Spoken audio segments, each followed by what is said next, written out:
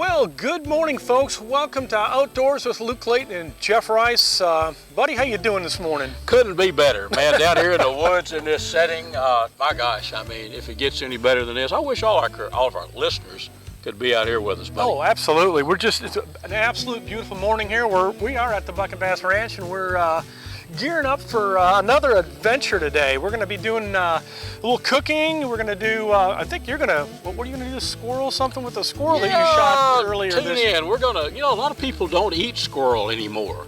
They think of squirrel as a rat or something, but I grew up northeast Texas. A squirrel was a big deal. I mean, I know how to cook squirrel. Oh, I ate squirrel when I was a kid too. Are you kidding me? So, and really, a squirrel is hunting squirrels. If you can sneak up on a squirrel, you can sneak up on just about anything. They're crafty little critters. They're a great training animal. And a lot of youngsters now go from not hunting at all to big game hunting, to deer and hogs, which is great, but squirrels are a pretty good teacher. Yes, they are. You start out, it's a small target, but it's good to eat. They are. I've hunted squirrels. I grew up in north central Wisconsin, and there were squirrels everywhere up there. And I mean, I would grab just a little stool and go sit it in the woods somewhere. And with my little 22, and I come out with squirrels. And I cooked every one. I loved it. That's good meat. My mother she made a smothered squirrel where you would fry it, and that's probably what I may be thinking about doing. I hadn't really decided exactly what we're going to cook, how we're going to cook it, but she would fry the squirrel, make a cream gravy, and put it in the oven in an old cast iron skillet with a lid on it. Oh my gosh, you're talking about some rice and biscuits. Pretty good eating.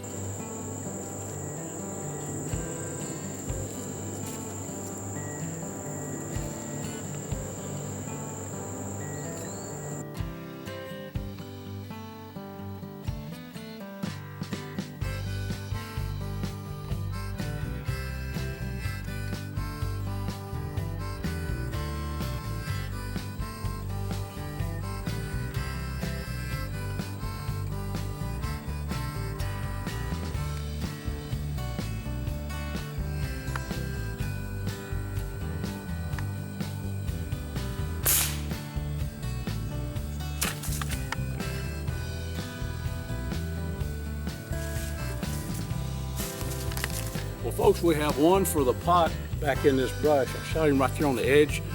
This little eagle claw, I say little, it's a powerful gun. It drilled him. I actually hit him right over here on the side of this little clearing, and he's right in there. But that's going to be one for the pot. We're going to put him, maybe some fried squirrel or possibly some squirrel dumplings. But that's one of many that we're going to go after. We've got, these squirrels are moving right now, so let me go get this one. Okay. And bring him in. Nice shot. Thank you, but man, this thing hammered him, didn't it? Yeah, let's go get him. Oh yeah. Oh, that's a nice dandy. Fat gray squirrel, a young one. This will be one that will be good in the frying pan right here. The eagle claw. I've got a new squirrel rifle here, folks. This is a young squirrel too. This thing will be super good fried in a cast iron skillet. So I say that we've still got, I've shot this thing twice, once in practice and once only. We've got almost a full charge. So sit back in here and see what we can find. Absolutely. Well done. All right. Pretty squirrel. Pretty squirrel rifle right here too. I love this little eagle claw. Yeah, that's a young one. You can tell by the size of him, Yep. Let's go get a couple more of those bad boys, huh? Yeah, we're going to need about, let's see, probably 5 of these to create a good meal for us. Well, we've seen plenty, so. Oh yeah. And folks, really, if you look at especially this is a gray squirrel. We call them cat squirrels here in East Texas. They're not. Look at the head on that thing. They're small animals, so precise bullet placement, especially with any rifle. But as quiet as this thing is, opposed to nothing wrong with a center fire or a rim fire 22, what I'm talking about. But folks, look at the size, how small these gray squirrels are. I mean, precise bullet placement. I used to hunt these with a shotgun when I was a kid, So you've got to have a gun that's a tack driver. And this Eagle Claw, Seneca Eagle Claw by Air Ventura. Get you one, folks. You're gonna like it. It's quiet. You get a bunch of squirrels with it. Well, folks, we're gonna take a quick commercial break here, and let's go and let's watch Luke put some little magic in. What are you gonna make? A squirrel stew or something? Do you think? I'm gonna wait and surprise everybody. You're gonna surprise everybody. Yeah, okay. just hang on, folks. We're gonna cook some squirrel. Squirrel's coming. Lone Star Pawn and Bargain Center, 6509 I-30 on the frontage road in Greenville. Your one-stop shop for TVs, electronics, computers, and gaming systems. Lone Star Pawn offers a giant selection of hunting, fishing, outdoor gear, and firearms. We've got everything from lawn and garden equipment and job site tools to musical instruments. For the best deals and pawn rates in town, come see us on the south side of the frontage road in Greenville. Need a part for the right price? Look for that red and blue sign. Henley Auto Supply at 1510 Stonewall. Over 800,000 CarQuest parts to choose from. Domestic, European, and Asian parts. Henley Auto Supply at 903-455-1969. 455-1969. Henley Auto Supply has the right parts to keep your vehicle running. And backed by the best hometown service. Henley Auto Supply. Great people, great products, great prices. Henley Auto Supply and CarQuest. Hi folks, it's your old buddy Luke Clayton, and welcome to our little cooking segment of the show today. You know, squirrels and small game in general, through the years there's been a real diminished interest in cooking and actually in hunting squirrels. I mean, when I was a kid growing up in northeast Texas, squirrels, there were way more squirrel hunting going on than there were deer. I remember some old guys when I was a kid, folks, that would set up a camp out in the woods up north of Clarksville, up in Red River County, a squirrel camp. They'd camp out 3 or 4 days, set up wall tents, cook squirrels, have squirrel hunting contests. It was a big deal back in the day. But through the years, big game, deer hunting in particular, has kind of took the place of squirrel hunting. And you know, a lot of youngsters skip the small game hunting, which is not really good. I mean, squirrel hunting can teach you a lot about hunting in general, you know. So I love to squirrel hunt, and I usually freeze up a bunch of squirrels. So what I thought we'd do today in our little cooking segment, I've got, you can't see it all, but I've got our cast iron skillet and the lid and all that kind of stuff. We're going to make some smothered squirrel. I'm not going to cook up a big bunch because honestly, I'm here at the old, see my camp back here. I'm up here by myself, and I don't really need a lot of food. But I am going to cook one squirrel. I'm going to show you how to do it. It's really simple, but I'll get the camera up close and kind of hone in on the skillet, what we're doing. But the end result is, like a lot of stuff I cook, is a one skillet meal, folks. Going to have gravy, squirrel, and rice. If you've never had squirrel, if you've never eaten squirrel, do not rule it out. I mean, it was a staple back when I was a kid growing up, and I've always loved it, but my family, like everybody else, just through the years we had so much venison and things like that to eat, other game, big game, that we quit eating squirrel a lot. We're gonna cook some squirrel, so stay with me. I'm gonna get the camera up close, put the old cast iron skillet down here with a lid. That's one staple that I never leave home without when I'm at camp. We're gonna make some smothered squirrel, so stick with me. So folks, we'll just have a little squirrel tutorial, how to cook squirrel. You can see right here in my old trusty cast iron skillet, I have the squirrel just about browned to perfection. Now that's the first thing we want to do. Now, granted, if we were at camp with a lot of people, I would have had several squirrels, but I'm just cooking enough for me right now. The end result will be gravy and rice with this squirrel, and it's going to be really, really tasty. But what we're going to do next, I'm going to drain some of the grease out of here, add a little bit of chopped onion, leave a little grease in, of course, and a little chopped onion, and add a can of, or probably half a can of cream of mushroom soup. Now you can make cream gravy, but at camp all the time people don't have milk to make cream gravy. Now one thing that while I'm on this subject, this happened to be a young fox squirrel. It would have been good fried. I didn't have to pressure cook it or anything. But if you if you have a bunch of older squirrels, say mature squirrels, put them in a pot and cook them, or a pressure cooker if you got a little pressure cooking pot, or just a regular pot with a lid. Cook them about 45 minutes and tenderize them, and then dust them with flour and fry them. They'll turn out just as tender as any. But this is just a little test batch with one squirrel to show you how to do it. So let me get the cream gravy ready and the onion, and then we'll be right back. We'll just follow through and let you see that part of it. Your first set of wheels didn't come with hassles. It can be that way again at Tire Pros.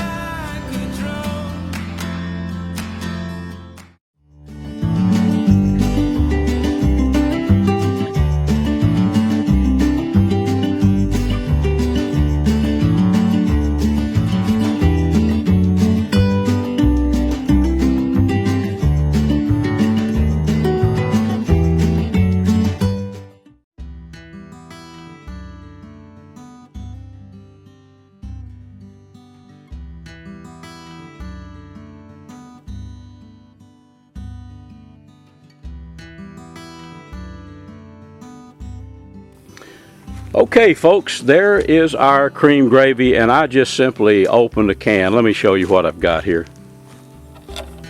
Ha, it's upside down. But just a can of cream of mushroom gravy.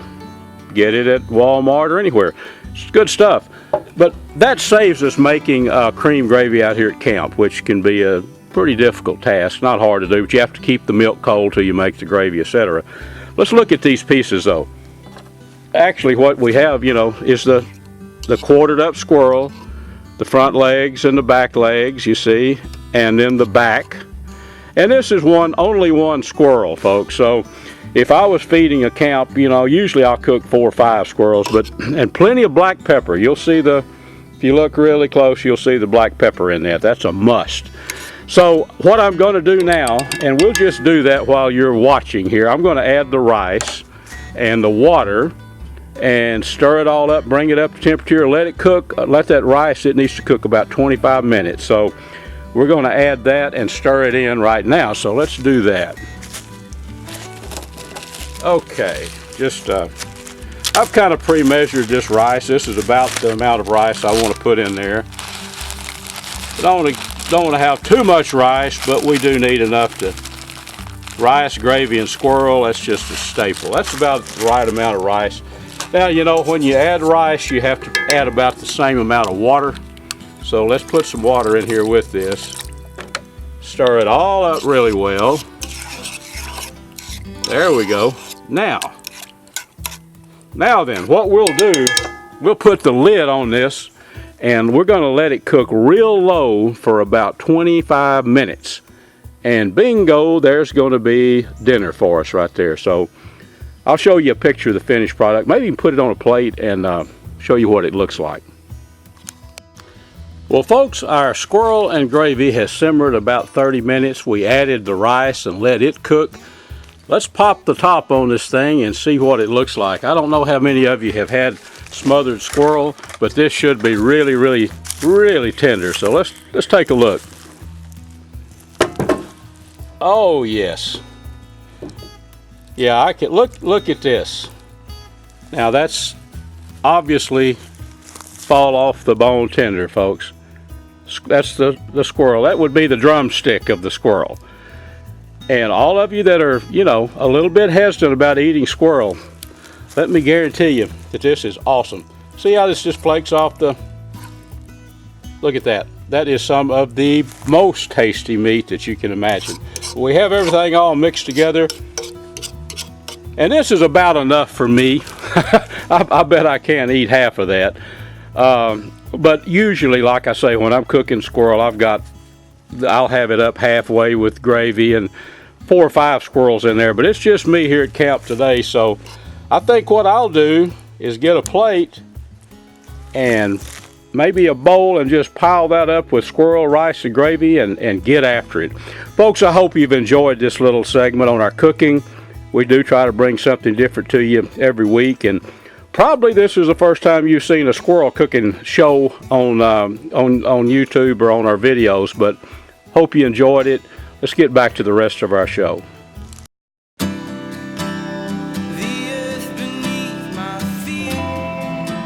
Get back to when being on the move was carefree. Tire Pros. Hassle-free, guaranteed.